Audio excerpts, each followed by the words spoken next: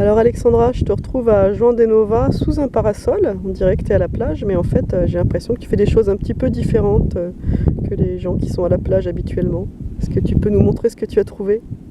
Je suis avec la pince à épiler dans le sable, dans la laisse de mer, comme on vous a expliqué, et je cherche des microplastiques. C'est des morceaux de plastique qui ont été fragmentés par les vagues et le soleil pour ne faire plus que quelques millimètres.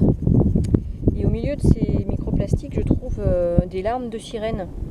C'est des granulés de préfabrication. C'est avec ça qu'on fait les objets en plastique. Vous pouvez voir qu'il y a des couleurs différentes. Ça, c'est le polymère vierge, blanc. Quand on va fabriquer un objet en couleur, on va le mélanger avec un master batch. C'est un granulé qui va contenir une grande quantité de couleurs. Et ensuite, ça donnera l'objet de la couleur désirée.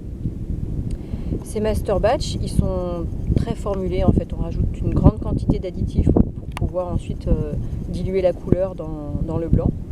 Et c'est un problème environnemental parce qu'ils contiennent des produits qui sont potentiellement toxiques et si les animaux les mangent, ces produits vont migrer dans l'organisme des animaux. Et comment ça se fait qu'on les retrouve sur la plage, ces produits qui servent à fabriquer du plastique?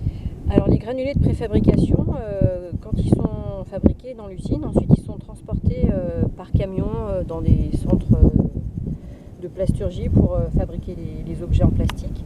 Et c'est souvent au moment du transport de ces granulés dans les camions qu'il y a des accidents industriels et qu'ils sont déversés.